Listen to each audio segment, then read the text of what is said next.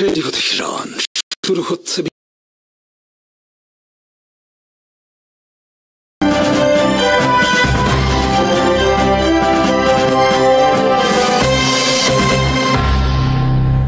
শুরুতেই সংবাদ শিরোনাম।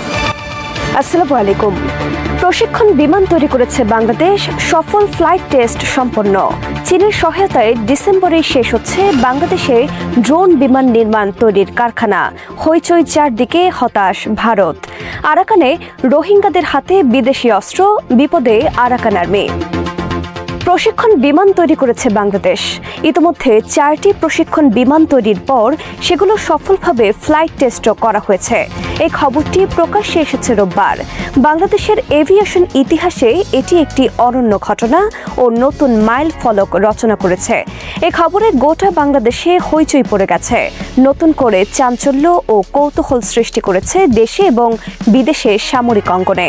প্রকাশিত খবরে বলা হয়েছে, গত সেপ্টেম্বর মাসে বাংলাদেশ বিনিয়োগ উন্নয়ন বোর্ডের একটি সভা অনুষ্ঠিত হয়। এতে সভাপতিত্ব করেন বিনিয়োগ উন্নয়ন বোর্ড বিডার নির্বাহী চেয়ারম্যান চৌধুরী আশিক মাহমুদ বিন হারুন। এ সভায় উপস্থিত ছিলেন বিমান বাহিনীর সংশ্লিষ্ট কর্মকর্তারা। সভায় বিমান বাহিনীর একজন কর্মকর্তা জানান, বিমান বাহিনী 4টি প্রশিক্ষণ বিমান তৈরি করেছে। সভার কার্য বিবরণীতে উল্লেখ করা হয়েছে এই তথ্য, যা রোববার প্রকাশিত হয়েছে বাংলাদেশের একাধিক গণমাধ্যমে। বিমান বাহিনীর কর্মকর্তা সভায় জানিয়েছেন, 2 বছর আগে বাংলাদেশ বিমান বাহিনী স্থাপন করে Bangladesh aeronautical research and development centre. এই সেন্টার তৈরির উদ্দেশ্য ছিল নিজেদের জন্য প্রয়োজনীয় প্রশিক্ষণ বিমান নিজেরা তৈরি করা। সেই চেষ্টার অংশ হিসেবে বিমান বাহিনী প্রশিক্ষণ বিমানের নকশা তৈরি করে এবং 4টি প্রশিক্ষণ বিমান তৈরিতে সফল হয়েছে। বাংলাদেশের লক্ষ্য নিজস্ব চাহিদা পূরণ করে পরবর্তীতে রপ্তানির লক্ষ্যে প্রশিক্ষণ বিমান তৈরি করা। বিমান বাহিনীর ওই কর্মকর্তা জানান, বিশ্বজুড়ে বিমান সম্পর্কিত সরঞ্জামাদির অনেক চাহিদা রয়েছে। দেশের দক্ষ জনশক্তি তৈরিতে বিভিন্ন বিশ্ববিদ্যালয়ের সাথে সমন্বিতভাবে কাজ করলে এভিয়েশন খাতে অনেক উন্নয়ন সম্ভব এবং এই খাতে বিদেশি বিনিয়োগও বাড়বে। সভার কার্য বিবরণীতে আরও বলা হয়েছে, বাংলাদেশে একটি বিমান ওভারহোলিং কেন্দ্র স্থাপনের প্রস্তাব দিয়েছে চীন। বিমান ওভারহোলিং হল বিমানের ইঞ্জিন, ল্যান্ডিং গিয়ার এবং অন্যান্য গুরুত্বপূর্ণ অংশগুলোর পুঙ্খানুপুঙ্খভাবে পরীক্ষা, মেরামত এবং পুনঃসংযোজন করার একটি প্রক্রিয়া, যার মাধ্যমে সেগুলোকে নতুনের মতো অবস্থায় ফিরিয়ে আনা হয়। এই প্রক্রিয়ার মধ্যে বিমানটিকে সম্পূর্ণরূপে বিচ্ছিন্ন করা, প্রতিটি অংশ পরীক্ষা করা এবং প্রয়োজনীয় যন্ত্রাংশ প্রতিস্থাপন বা সংস্কার করা অন্তর্ভুক্ত থাকে। এর প্রধান লক্ষ্য হল নিরাপত্তা নিশ্চিত করা এবং বিমানের কার্যক্ষমতা সর্বোচ্চ পর্যায়ে রাখা। বিডার ওই সভার কার্য বিবরণীতে আরও বলা হয়েছে, বাংলাদেশের সমরাস্ত্র শিল্প স্থাপনের লক্ষ্যে একটি বিশেষ অর্থনৈতিক জোন গঠন করার কথা। সামরিক ও আধা সামরিক বাহিনীর ব্যবহার্য পণ্য দেশে উৎপাদনের জন্য এই খাতে সরকারি, বেসরকারি ও বিদেশি বিনিয়োগের সুযোগ সৃষ্টির বিষয়ে আলোচনা হয়েছে সভায়। চীনের সহায়তায় বাংলাদেশে নির্মিত হচ্ছে ড্রোন বিমান নির্মাণ কারখানা। চলতি ডিসেম্বর মাসেই এই কারখানা স্থাপনের কাজ শেষ হবে। প্রশিক্ষণ বিমান খবরের সাথে এই খবরটিও সামনে এসেছে রোববার।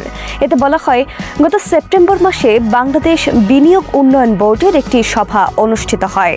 এতে সভাপতিত্ব করেন বিনিয়োগ উন্নয়ন বোর্ড বিডার নির্বাহী চেয়ারম্যান চৌধুরী আশিক মাহমুদ বিন হারুন। এই সভার কার্য বিবরণীতে উল্লেখ আছে, বাংলাদেশ চীন যৌথভাবে নির্মাণ করছে ড্রোন বিমান নির্মাণ কারখানা। চীন বাংলাদেশকে ড্রোন বিমান নির্মাণের প্রযুক্তিও হস্তান্তর করবে এবং এই বিষয়ে চুক্তি হয়েছে। চীনের সাথে এই ড্রোন বিমান নির্মাণ কারখানাটি নির্মাণ করছে বাংলাদেশ বিমান বাহিনী। এই সংবাদটিও প্রকাশ্যে আসার পর হইচই পড়ে গেছে গোটা বাংলাদেশে। বাংলাদেশের তরুণ প্রজন্মের মধ্যে তৈরি হয়েছে নতুন আগ্রহ ও উদ্দীপনা। তবে কোথায় এই ড্রোন বিমান কারখানা নির্মিত হচ্ছে এবং সেখানে কোন ধরনের ড্রোন নির্মিত হবে, নিরাপত্তার কারণে তা প্রকাশ করা হয়নি। সমর বিশ্লেষকদের মতে, চীনের সাথে যৌথ উদ্যোগের ড্রোন নির্মাণ কারখানা স্থাপনের ঘটনা বাংলাদেশের সমরাস্ত্র শিল্প ও সামরিক শক্তির ক্ষেত্রে একটি বড় মাইল ফলক। এই উদ্যোগ বাংলাদেশ বিমান বাহিনী সহ গোটা সশস্ত্র বাহিনীকে দ্রুত অনন্য উচ্চতায় নিয়ে যাবে। যেহেতু চীন বাংলাদেশকে ড্রোন বিমান নির্মাণ নির্মাণের প্রযুক্তি হস্তান্তর করবে, তাই খুব দ্রুত বাংলাদেশ নিজেই প্রয়োজনীয় ড্রোন নির্মাণ করতে পারবে, এমনকি করতে পারবে রপ্তানিও। ইতিমধ্যে তুরস্কের সহায়তায় বাংলাদেশে আধুনিক ড্রোন বিমান নির্মাণ কারখানা স্থাপনের খবর প্রকাশিত হয়েছে। গত 6 অক্টোবর ঢাকায় আসেন তুরস্কের উপপররাষ্ট্রমন্ত্রী বেরিস একেঞ্চি। তখন তিনি বাংলাদেশে ড্রোন কারখানা নির্মাণ ও বাংলাদেশের সশস্ত্র বাহিনী আধুনিকায়নের লক্ষ্যে $600 মিলিয়ন একটি প্রস্তাব বাংলাদেশের জন্য নিয়ে আসেন বলে খবরে প্রকাশিত হয়। সেই খবরে আরও ছিল, তুরস্ক তাদের আধুনিক ড্রোন বিমান নির্মাণের সম্পূর্ণ প্রযুক্তি বাংলাদেশকে হস্তান্তরে আগ্রহী। এর ফলে বাংলাদেশ সক্ষম হবে আলোচিত বায়রাক্তার বিমান নির্মাণে। এছাড়া সম্প্রতি বাংলাদেশ চীন থেকে J-10C আধুনিক যুদ্ধ বিমান, ইতালি থেকে ইউরো ফাইটার টাইফুন, পাকিস্তান থেকে JF-17 ফাইটার জেট, তুরস্ক থেকে T-129 অ্যাটাক হেলিকপ্টার সংগ্রহ করার পথে অনেক দূর এগিয়ে গেছে বলে দেশি ও আন্তর্জাতিক বিভিন্ন সংবাদ মাধ্যমে খবর প্রকাশিত হয়েছে। কিন্তু সর্বশেষ চীনের সহায়তায় বাংলাদেশে ইতোমধ্যে ড্রোন বিমান নির্মাণ কারখানার তৈরির কাজ চলছে। এ খবর দারুণ চাঞ্চল্য সৃষ্টি করছে গোটা বাংলাদেশে। বিডার চেয়ারম্যান চৌধুরী আশিক চৌধুরী দায়িত্ব গ্রহণের পরপরই বিভিন্ন সেমিনারে ও সংবাদ মাধ্যমকে জানিয়েছিলেন, বাংলাদেশে প্রতিরক্ষা শিল্প স্থাপনের লক্ষ্যে তিনি বিদেশি বিনিয়োগ আকৃষ্টের চেষ্টা করছেন এবং বাংলাদেশকে প্রতিরক্ষা শিল্পে শক্তিশালী করা এর মূল লক্ষ্য। বাস্তবে এখন দেখা গেল বাংলাদেশে শুরু হয়েছে প্রতিরক্ষা ক্ষেত্রে নতুন এক অধ্যায়, নতুন এক জাগরণ। প্রকাশিত বিভিন্ন খবরে বলা হয়েছে, স্বরাষ্ট্র সংক্রান্ত বাংলাদেশের এসব খবরে বর্তমানে দারুণ হতাশ ভারতের মোদী সরকার। দ্রুত নাটকীয় মোড় নিয়েছে মিয়ানমার গৃহযুদ্ধ। পতনের মুখে জান্তা সরকারকে রক্ষায় এগিয়ে এসেছে চীন। এর ফলে বড় ধরনের বিপদের সম্মুখীন বিভিন্ন সশস্ত্র বিদ্রোহী গোষ্ঠী।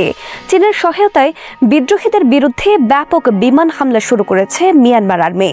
এর মধ্যে আরেক নাটকীয় ঘটনার খবর এসেছে আরাকান বা রাখাইন রাজ্য থেকে। সম্প্রতি সেখানে সশস্ত্র রোহিঙ্গাদের একটি ভিডিও নিয়ে আলোচনা চলছে বিভিন্ন মহলে। ভিডিওতে দেখা গেছে রোহিঙ্গারা বিদেশি শক্তিশালী অস্ত্র প্রশিক্ষণ নিচ্ছে গভীর জঙ্গলে। সবর বিশেষজ্ঞরা বলেছেন, তাদের কাছে যেসব অস্ত্র দেখা গেছে তা হাঙ্গেরি থেকে আগত। সশস্ত্র রোহিঙ্গাদের মাথায় রয়েছে আধুনিক হেলমেট, যাতে রয়েছে নাইট ভিশন ক্যামেরা সহ উন্নত প্রযুক্তি, শক্তিশালী বুলেট প্রুফ ব্যবস্থা। এসব হেলমেটও বিদেশি তৈরি। সশস্ত্র রোহিঙ্গাদের যে ভিডিও প্রকাশিত হয়েছে তা আরাকান রোহিঙ্গা সালভেশন আর্মি বা আরসা নামক একটি সশস্ত্র গোষ্ঠীর। এই সংগঠনের হাতে বিদেশি অস্ত্র আসার ঘটনায় বিপদের মুখে পড়তে যাচ্ছে আরাকান আর্মি। একদিকে মিয়ানমার আর্মির বিমান হামলা, অপরদিকে নিজ এলাকায় আরসার উত্থান বড় ধরনের চ্যালেঞ্জ সৃষ্টি করেছে আরাকান আর্মির জন্য। গত এক সপ্তাহ ধরে মিয়ানমার বিমান বাহিনী ব্যাপক ভিত্তিক বিমান হামলা চালিয়েছে আরাকান আর্মির ওপর। গত বৃহস্পতিবার মিয়ানমার স্থলবাহিনী, বিমান বাহিনী ও নৌবাহিনী সমন্বিত হামলা চালিয়েছে রাখাইনের রাথেডং, পন্নাগিউন, পোক্তো, কিয়াওপিও এবং আরাকানের রাজধানী সিথওয়ের কাছে। আরাকানের রাজধানী সিথওয়ে সহ গুরুত্বপূর্ণ কয়েকটি এলাকা ছাড়া বর্তমানে অধিকাংশ এলাকা বিদ্রোহী আরাকান আর্মির দখলে। মিয়ানমার আর্মির গণহত্যা, গণধর্ষণ, জ্বালাও পোড়াও সহ জাতিগত নিধন থেকে রক্ষা পেতে 2017 সালে আরাকান থেকে 10 লাখের বেশি রোহিঙ্গা আশ্রয় নেয় বাংলাদেশে। 2021 সালে মিয়ানমারে জান্তা সরকার উৎখাতের লক্ষ্যে শুরু হয় গৃহযুদ্ধ। এই গৃহযুদ্ধে আরাকানে মিয়ানমারের সামরিক সরকারের বিরুদ্ধে যুদ্ধ করছে আরাকান আর্মি। সম্প্রতি আরাকান আর্মিও মিয়ানমার জান্তার মতো গণহত্যা শুরু করেছে আরাকান রোহিঙ্গাদের ওপর। তারাও মিয়ানমার আর্মির মতো প্রচণ্ড ঘৃণা করে রোহিঙ্গাদের। আরাকান আর্মির গণহত্যা থেকে রক্ষা পেতে সম্প্রতি লক্ষাধিক রোহিঙ্গা নতুন করে বাংলাদেশে আশ্রয় নিয়েছে। কেবল তাই নয়, আরাকান আর্মি বাংলাদেশের সমুদ্র সীমায় প্রবেশ করেও বর্তমানে নিয়মিত হামলা চালাচ্ছে বাংলাদেশি জেলে ও বেসামরিক নৌযানের ওপর। ফলে মিয়ানমার আর্মির পর সীমান্তে বাংলাদেশের জন্য নতুন হুমকি হিসেবে আবির্ভূত হয় আরাকান আর্মি। এ অবস্থায় আকস্মিক চীন সরকারের সহায়তায় আরাকান আর্মি সহ মিয়ানমারের বিদ্রোহীদের বিরুদ্ধে মিয়ানমার আর্মির সাঁড়াশি অভিযান ও একই সাথে আরাকান বিরোধী নতুন বিদ্রোহী বাহিনী আরসার উত্থান নতুন সমীকরণ তৈরি করেছে আরাকানে। সমর বিশ্লেষকদের মতে রোহিঙ্গাদের নিয়ে আসার উত্থান আপাতত বাংলাদেশের জন্য স্বস্তির কারণ হতে পারে, কারণ এতে বিপদে পড়বে বাংলাদেশ বিরোধী ও রোহিঙ্গা বিরোধী আরাকান আর্মি। তবে বাংলাদেশের সীমান্ত সংলগ্ন আরাকানে বিদেশি মদতপুষ্ট একটি নতুন সশস্ত্র বিদ্রোহী বাহিনীর উত্থানে ঝুঁকিও রয়েছে, কারণ ইতোমধ্যে খবর বেরিয়েছে বাংলাদেশের পার্বত্য চট্টগ্রামকে বাংলাদেশ থেকে বিচ্ছিন্ন করার লক্ষ্যে চলছে গভীর আন্তর্জাতিক ষড়যন্ত্র। 1958 সাল থেকে মিয়ানমারে সামরিক শাসন চলছে। মিয়ানমার এই সামরিক সরকারকে টিকিয়ে রেখেছে চীন। তবে চীন একই সাথে মিয়ানমার আর্মির বিরুদ্ধে সহায়তা দিয়ে থাকে সীমান্তের বিভিন্ন বিদ্রোহী বাহিনীকে। তবে সম্প্রতি চীন হাত বাড়িয়েছে মিয়ানমার জান্তা সরকারের প্রতি এবং বিভিন্ন বিদ্রোহী বাহিনী বাধ্য হচ্ছে জান্তা সরকারের সাথে শান্তি চুক্তি করতে। গত বৃহস্পতিবার থেকে শান রাজ্যে কার্যকর হয়েছে তাং ন্যাশনাল আর্মি ও জান্তা সরকারের মধ্যে যুদ্ধবিরতি চুক্তি। এছাড়া চীনের চাপের কারণে বিভিন্ন বিদ্রোহী বাহিনী ছেড়ে দিতে বাধ্য হয়েছে অনেক গুরুত্বপূর্ণ দখলি এলাকা। বস্তুত চীনের সহায়তা ছাড়া বিদ্রোহীদের পক্ষে মিয়ানমার আর্মির বিরুদ্ধে যুদ্ধ করা সম্ভব নয়। কিন্তু এই অবস্থায় আরাকানে রোহিঙ্গাদের আরসা বিদ্রোহী বাহিনীর পেছনে কোন বিদেশি শক্তি রয়েছে তা নিয়ে রহস্য সৃষ্টি হয়েছে। ডোনাল্ড ট্রাম্পকে আমেরিকার প্রথম সৎ প্রেসিডেন্ট বলা আসলে এক তীব্র ব্যঙ্গ, কারণ তার তথাকথিত সততা হলো সেই সততা যেখানে মিথ্যা, লোভ, দুর্নীতি এবং আত্মস্বার্থ প্রকাশ্যে ঘটে, কিন্তু কেউ আর তাতে বিস্মিত হয় না। ট্রাম্পের শাসনকালে যেই আত্মীয়তন্ত্র, ক্ষমতার অপব্যবহার, সরকারি অর্থ আত্মসাৎ এবং প্রতিহিংসার রাজনীতি দেখা গেছে তা নতুন কিছু নয়, বরং আমেরিকার দীর্ঘ রাজনৈতিক ইতিহাসের এক নগ্ন প্রতিফলন। আমেরিকার গণতন্ত্র ও পুঁজিবাদ সবসময় এমনভাবে নির্মিত হয়েছে যেখানে সরকারি ক্ষমতা ও ব্যক্তিগত সম্পদ একে অপরের পরিপূরক। ট্রাম্প সেই গোপন সম্পর্কটিকে প্রকাশ্যে মঞ্চে নিয়ে এসেছেন। তার শাসনকাল ছিল সেই যুগের সমাপ্তি যেখানে দুর্নীতি ছিল মুখোশের আড়ালে, আর সূচনা হয়েছিল এমন এক যুগের যেখানে দুর্নীতি নিজেই হয়ে ওঠে নীতি। বর্তমান সভ্যতার নেতৃত্ব দানকারী মার্কিন প্রেসিডেন্টের দ্বিচারিতা, ভণ্ডামি ও মুখোশের রাজনীতি আবারও ঝড় তুলেছে দুনিয়ার শান্তিকামী মানুষের বিবেক। আমেরিকার ইতিহাসের দিকে তাকালে দেখা যায় 19 শতকের রেল ব্যারনরা রাজনীতিকে কিনে নিয়েছিলেন, 20 শতকের ওয়াল স্ট্রিটের ব্যাংকাররা সরকারের নীতিকে নিজেদের জন্য সাজিয়েছিলেন, আর 21 শতকে কর্পোরেট ও রাষ্ট্র একে অপরের সঙ্গে এমনভাবে জড়িয়ে গেছে যে পাবলিক সার্ভিস আর প্রাইভেট প্রফিটের মধ্যে কোনো পার্থক্য রইল না। এই ব্যবস্থাকে বলা হয় প্রফেশনালিজম, দক্ষতা, অর্থনৈতিক বাস্তবতা, যা আসলে দুর্নীতির অন্য নাম। যখন রাজনীতিকরা অবসর নিয়ে লবিস্ট হন, যখন কর্পোরেট প্রতিষ্ঠান নিজেরাই আইন লেখে, যখন ব্যাংক ধ্বংস ডেকে আনে অথচ সরকারের কাছ থেকে বিলিয়ন ডলারের সাহায্য নেয়, তখন বোঝা যায় আমেরিকান রাষ্ট্র কাঠামোর ভেতরেই দুর্নীতি প্রাতিষ্ঠানিকভাবে গাঁথা। আর এই সংস্কৃতি জনগণকে শিখিয়েছে যে সাফল্যই নৈতিকতা আর অর্থনৈতিক মূল্যই মানবিক মূল্য। এই মানসিকতার মধ্যেই ট্রাম্পের উত্থান ঘটেছে। ট্রাম্প নতুন কোনো পাপ করেননি, তিনি পুরনো পাপকেই উন্মুক্ত মঞ্চে অভিনয় করেছেন। যেখানে আগের নেতারা নিজেদের লোভ ঢাকতেন জনসেবার নামে, ট্রাম্প সেখানে বলেছেন, আমি ব্যবসায়ী, আমি আমার মতোই করব। এই নির্লজ্জ স্বীকারোক্তি তাকে অনেকের কাছে আসল মানুষ করে তুলেছে। জনগণ আর বিস্মিত হয়নি, কারণ তারা আগে থেকেই জানত রাজনীতি ধনীদের খেলা, গণতন্ত্র এক প্রদর্শনী। পার্থক্য শুধু এই যে ট্রাম্প সেটিকে লুকাননি। তার আমলে দেখা গেছে দুর্নীতি আর গোপন থাকে না, সেটি টেলিভিশনের পর্দায়, টুইটারে, প্রচারণায় গর্বের সঙ্গে প্রচারিত হয়। এই প্রকাশ্যতা আমেরিকার নৈতিকতার ভাঙনকে নগ্ন করে দিয়েছে।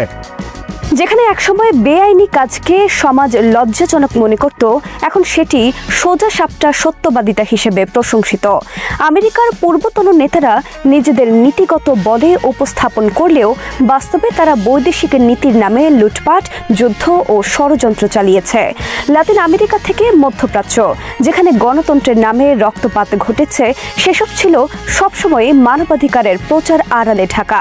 ট্রাম্পের কৃতিত্ব হলো তিনি এসব আড়াল সরিয়ে দিয়েছেন।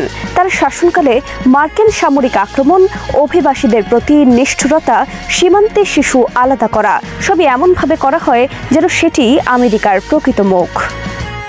ট্রাম্পের সমর্থকরা মনে করেন তিনি অন্তত ভণ্ড নন, তিনি যা করেন সোজাসুজি করেন। অথচ এই নির্লজ্জতা আসলে নৈতিকতার মৃত্যু। তার সততা হলো এমন এক সততা যেখানে মিথ্যা আর লজ্জাহীনতা মিশে একাকার। ওবামার আমলেও যেসব নীতির মাধ্যমে অভিবাসীদের উপর নির্যাতন চলেছিল, ট্রাম্প সেই নীতিগুলোকেই আরও নাটকীয়ভাবে চালিয়ে যান। ওবামা যাকে সম্মান দিয়েছিলেন টম হোম্যান, সেই ব্যক্তিকেই ট্রাম্প বানান বর্ডার সিজার। ফলে বোঝা যায় ট্রাম্প কোনো বিচ্যুতি নন, তিনি ধারাবাহিকতার চূড়ান্ত রূপ। তার মধ্যে ওবামা এবং পূর্বসূরিদের নীতিরই উন্মুক্ত পরিণতি দেখা যায়। আমেরিকার রাজনৈতিক সংস্কৃতিতে এই ধারাবাহিকতা ভয়ঙ্কর, কারণ এতে বোঝা যায় রাষ্ট্রযন্ত্রের কাঠামো এতটাই লোভ নির্ভর হয়ে গেছে যে নৈতিকতা বা মানবিকতা আর তাতে কার্যকর নয়। জনগণ যখন দেখে উভয় দলই ডেমোক্র্যাট ও রিপাবলিকান একই কর্পোরেট অর্থে পরিচালিত, তখন তারা প্রতিবাদে ক্লান্ত হয়ে পড়ে। আর এই ক্লান্তি থেকেই জন্ম নেয় এক ধরনের নৈতিক পক্ষাঘাত।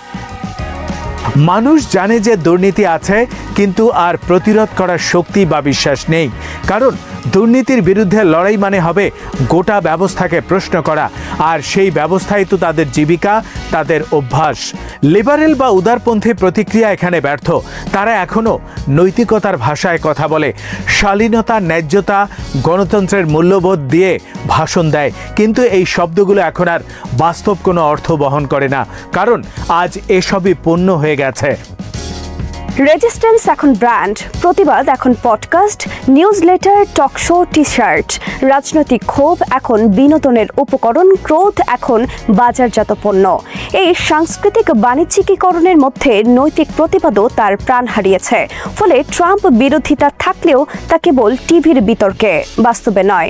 এই পরিস্থিতিতে ট্রাম্পের জনপ্রিয়তা বোঝা কঠিন নয়। তিনি জানেন জনগণ আর নৈতিকতার জন্য ভোট দেয় না, তারা ভোট দেয় সেই ব্যক্তিকে যিনি তাদের অবচেতন ক্ষোভ ও নৈরাশ্যকে ভাষা দিতে পারে।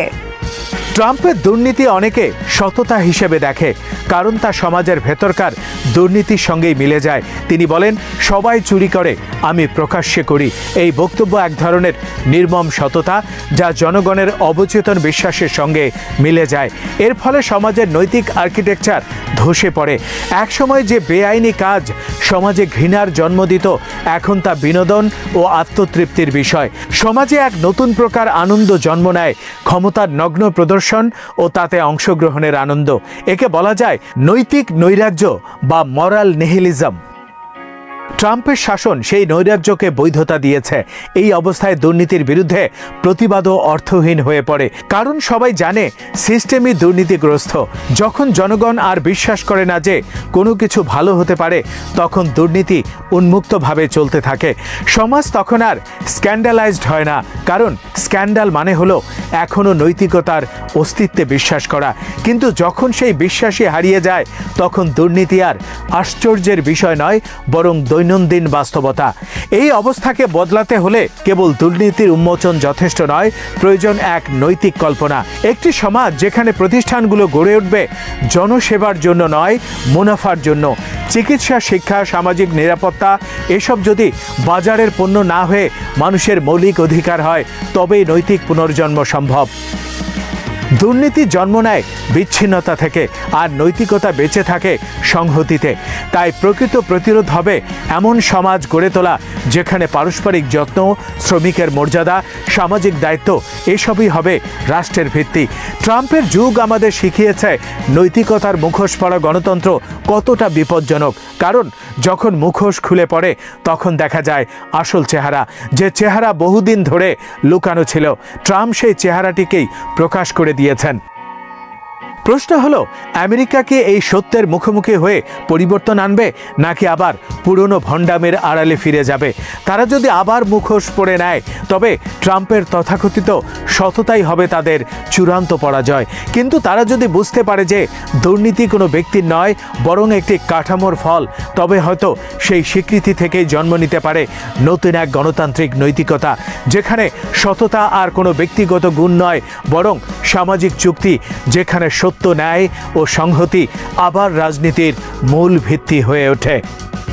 এই স্বপ্নই হয়তো আমেরিকার পুনর্জন্মের প্রথম পদক্ষেপ, কারণ দুর্নীতি থ্রিপস করে সংহতির অভাবে, আর সংহতি ফিরলে তবেই সমাজ আবার নিজের নৈতিক ভিত্তি খুঁজে পায়।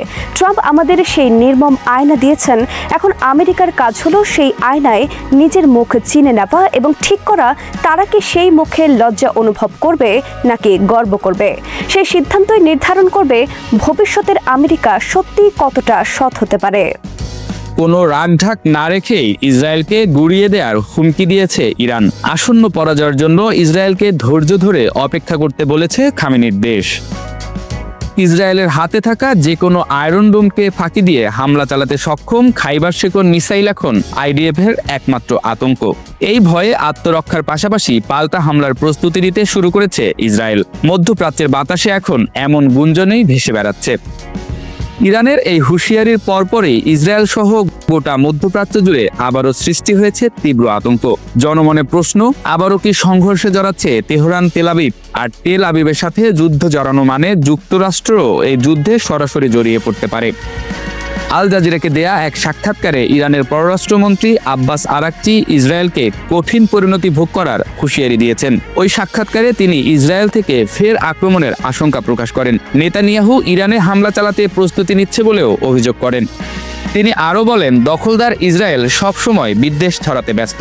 আবারও তারা ইরানের তেল ও সামরিক স্থাপনা লক্ষ্য করে হামলার নীল নকশা আঁকছে। তবে তেহরান যে কোনো হামলা মোকাবেলা করতে পুরোপুরি প্রস্তুত। বিশ্লেষকরা বলছেন, গোপনে হলেও পুরোপুরি যুদ্ধ প্রস্তুতি নিয়ে ইসরায়েলের জন্য অপেক্ষা করছে ইরান। তাদের মতে ইরানের অত্যাধুনিক ক্ষেপণাস্ত্র ইসরায়েলকে মাটির সঙ্গে মিশিয়ে দেবে। যুদ্ধ শুরু হলে তেল আবিবকে এবার ভয়ঙ্কর পরিণতি ভোগ করতে হবে। ইসরায়েলের প্রতিটি হামলার পিছনে যুক্তরাষ্ট্রের সবুজ সংকেতের বিষয়েও মন্তব্য করেন আরাকচি। জোর দাবির সাথে তিনি জানান, মার্কিন নির্দেশ ছাড়া জায়নবাদীরা কোনো সামরিক তৎপরতা চালায় না।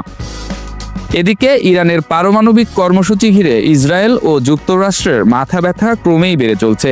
ইরান ফের পারমাণবিক কর্মসূচি চালু করেছে বলেও মার্কিন গোয়েন্দা সংস্থা তথ্য প্রকাশ করেছে। যে কোনোভাবে ইরানের এই কর্মসূচি বন্ধ করা যুক্তরাষ্ট্র ও ইসরায়েলের অস্তিত্বের প্রশ্ন হয়ে উঠেছে।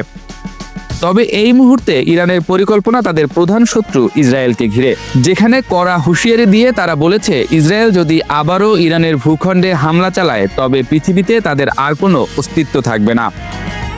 এই দুই দেশ আবারও যুদ্ধে জড়ালে পুরো অঞ্চলে চরম অস্থিরতা নেমে আসবে, যেখানে বিশ্ব অর্থনীতিতে পড়বে নেতিবাচক প্রভাব। হরমুজ প্রণালী বন্ধ হলে বিশ্ববাজারে তেলের দাম বৃদ্ধি পাবে, যা সারা বিশ্বের অর্থনৈতিক কাঠামোতে সরাসরি আঘাত করবে।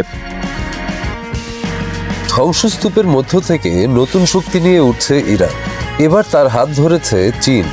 ইউরোপীয় গোয়েন্দা সূত্র উদ্ধৃত করে সিএনএন জানিয়েছে, পশ্চিমা নিষেধাজ্ঞা উপেক্ষা করে বেইজিং গোপনে ইরানের ক্ষেপণাস্ত্র প্রকল্পে সহায়তা করছে। বিশ্লেষকদের মতে এটি মধ্যপ্রাচ্যে নতুন যুদ্ধের আগুন জ্বালাতে পারে। জুন মাসের 12 দিনের যুদ্ধের পর ইরান ঘুরে দাঁড়াচ্ছে নতুন শক্তি নিয়ে। ওই যুদ্ধে ইসরায়েল টার্গেট করে ইরানের একাধিক মিসাইল ও পারমাণবিক স্থাপনায় হামলা চালায়। যুক্তরাষ্ট্র বোমা ফেলে 3টি প্রধান স্থাপনায়। তবে যুদ্ধ শেষে থেমে থাকেনি তেহরান। রাশিয়া ও চীনের দিকে ঝুঁকে এখন নতুন করে সাজাচ্ছে ক্ষেপণাস্ত্র প্রকল্প, যা নিয়ে উদ্বেগ ছড়িয়েছে ওয়াশিংটন ও তেল আবিবে। চীন ইতোমধ্যে ইরানকে দিয়েছে প্রায় 2000 টন সোডিয়াম পারক্লোরেট, যা ব্যালিস্টিক ক্ষেপণাস্ত্র তৈরির জ্বালানি উপাদান হিসেবে ব্যবহৃত হয়। সিএনএনের তথ্য মতে এই পরিমাণ রাসায়নিক দিয়ে প্রায় 500টি ব্যালিস্টিক ক্ষেপণাস্ত্র প্রস্তুত করা সম্ভব। গত ফেব্রুয়ারিতেও চীন থেকে 1000 টন একই উপাদান পাঠানো হয়েছিল ইরানে। ইসরায়েলি সংবাদ মাধ্যমগুলো বলছে, চীন ও ইরানের মধ্যে এখন নতুন মাত্রার সামরিক সহযোগিতা গড়ে উঠছে। বিশেষ করে সারফেস টু সারফেস মিসাইল উৎপাদনে দুই দেশের তৎপরতা বেশ জোরালো। ইউরোপীয় গোয়েন্দা সংস্থাগুলোর পর্যবেক্ষণেও এই সহযোগিতার বিষয়টি নিশ্চিত করা হয়েছে। যুদ্ধ শেষে ইরান ইতোমধ্যেই ঘোষণা করেছে তারা নতুন প্রজন্মের উন্নত ক্ষেপণাস্ত্র তৈরি করেছে। প্রয়োজনে সেগুলো সরাসরি ইসরায়েলের বিরুদ্ধে ব্যবহার করা হবে। সম্প্রতি প্রকাশিত একটি ভিডিওতে দেখা গেছে ভূগর্ভস্থ একটি পুনর্নির্মিত মিসাইল ঘাঁটিতে আপগ্রেডেড অস্ত্র ভান্ডার প্রদর্শন করছে তেহরান। ওয়াশিংটন এদিকে ক্রমেই আতঙ্কিত। মার্কিন পররাষ্ট্রমন্ত্রী মার্কো রুবিও বলেছেন, ইরানের হাতে পারমাণবিক অস্ত্র বহন করতে পারে এমন ক্ষেপণাস্ত্র থাকা যুক্তরাষ্ট্রের জন্য অগ্রহণযোগ্য ঝুঁকি। তবে তেহরান এসব সমালোচনা উড়িয়ে দিয়েছে। ইরানের প্রতিরক্ষা নীতি সম্পূর্ণ সার্বভৌম সিদ্ধান্ত, কোনো বিদেশি রাষ্ট্রের অনুমতি নিয়ে তা নির্ধারিত হবে না বলে জানায় দেশটি। ইরানের পররাষ্ট্র মন্ত্রণালয়ের মুখপাত্র ইসমাইল বাঘাই জানান, ইরানের প্রতিরক্ষা ক্ষমতা নিয়ে সিদ্ধান্ত দেওয়ার কোনো অধিকার নেই যুক্তরাষ্ট্রের। ইরানের সামরিক সক্ষমতা তার অস্তিত্বের অংশ এবং কেউ চাইলে সেটি থামাতে পারবে না বলেও তিনি যোগ করেন। চীনের সহায়তায় ইরান এখন শুধু ধ্বংসপ্রাপ্ত ক্ষেপণাস্ত্র কর্মসূচি পুনর্গঠন করছে না, বরং পরিধি আরও বিস্তৃত করছে। বিশ্লেষকদের মতে, যুদ্ধের আগে ইরান মাসে প্রায় 200টি ক্ষেপণাস্ত্র তৈরি করত, কিন্তু সাম্প্রতিক যুদ্ধে ধ্বংস বা ব্যবহার করা ঘাটতি পূরণ করতেই এখন ইরান নতুন সরবরাহ ও প্রযুক্তির ওপর জোর দিচ্ছে। অন্যদিকে 2015 সালের পরমাণু চুক্তি JCPOA এর মেয়াদ অক্টোবরেই শেষ হয়ে গেছে। ইরান জানিয়েছে আর কোনো আন্তর্জাতিক সীমাবদ্ধতায় তারা আবদ্ধ থাকবে না। এর ফলে তেহরান এখন পূর্ণ স্বাধীনতায় পারমাণবিক ও ক্ষেপণাস্ত্র প্রকল্প এগিয়ে নিচ্ছে। বিশ্লেষকদের আশঙ্কা, চীন ইরান জোট মধ্যপ্রাচ্যের সামরিক ভারসাম্য পুরোপুরি বদলে দিতে পারে। একদিকে ওয়াশিংটনের প্রভাব কমছে, অন্যদিকে বেইজিং এর হাত ধরে ইরান হয়ে উঠছে আঞ্চলিক শক্তির কেন্দ্রবিন্দু। ফলে ইসরায়েল ও যুক্তরাষ্ট্রের সঙ্গে উত্তেজনা ফের বাড়তে পারে যে কোনো মুহূর্তে। এবার সম্ভবত হিজবুল্লাহ ও লেবানিজ সেনাবাহিনী একযোগে হামলা চালাবে ইসরায়েলে, এমন আশঙ্কার কথাই বলছেন বিশ্লেষকরা। লেবানন প্রেসিডেন্টের কড়া হুঁশিয়ারির 2 দিনের মধ্যেই হামলার মাধ্যমে সেই হুঁশিয়ারির জবাব দিয়েছে ইসরায়েল, যার পাল্টা জবাব দিতে প্রস্তুত হিজবুল্লাহ ও লেবানিজ সেনারা। এর আগে লেবাননের প্রধানমন্ত্রী নওয়াফ সালাম বলেছেন, এখন থেকে লেবানন সেনাবাহিনী পাল্টা হামলা চালাতে পুরোপুরি প্রস্তুত। কোনো ধরনের আগ্রাসী আচরণ তার দেশ আর সহ্য করবে না।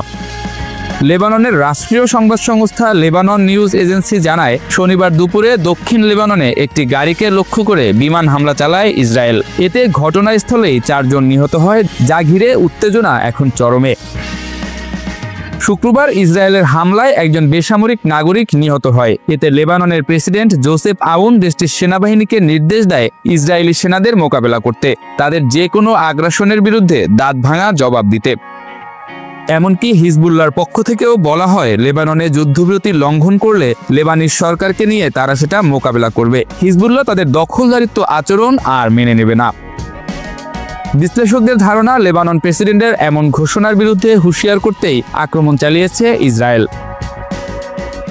হামলার মাধ্যমে ইসরায়েল লেবানন সরকারকে বার্তা দিতে চাইছে যে তাদের কোনো ধরনের হুমকিই লেবানন ভূখণ্ডে অভিযান দমাতে পারবে না। ইসরায়েল কোনোভাবেই তার সামরিক অভিযান থেকে পিছু হটবে না। সবার মধ্যে এখন একটাই প্রশ্ন, তবে কি এবার ইসরায়েলে যৌথ হামলা করতে যাচ্ছে হিজবুল্লাহ ও লেবানিজ সেনাবাহিনী? ইসরায়েলে হামলা শুরু হলে এতে জড়িয়ে পড়বে ইরান, যেখানে কিছুদিন আগেই ইসরায়েলকে প্রকাশ্যে হুমকি দেয় তেহরান। ইরানের পররাষ্ট্রমন্ত্রী আব্বাস আরাকচি বলেন, সামনেই ইসরায়েলকে ভোগ করতে হবে কঠিন পরিস্থিতি। বিশেষজ্ঞদের মতে, পরিস্থিতি এমন হলে এই যুদ্ধ অনেক দূর গড়াবে, যেখানে ইসরায়েলের হয়ে যুদ্ধে নামতে পারে যুক্তরাষ্ট্র, যা রূপ নিতে পারে আঞ্চলিক সংঘাতে। 2 পক্ষের এমন পাল্টাপাল্টি প্রতিক্রিয়া নতুন যুদ্ধের ইঙ্গিত দিচ্ছে, যাতে করে মধ্যপ্রাচ্য আরও একবার জ্বলবে বলে সন্দেহ প্রকাশ করছেন অনেকেই। শ্রোতা বন্ধুরা, বিশ্ব সংবাদে এই ছিল আমাদের সর্বশেষ আয়োজন। সঙ্গে থাকার জন্য আপনাদের সবাইকে অসংখ্য ধন্যবাদ।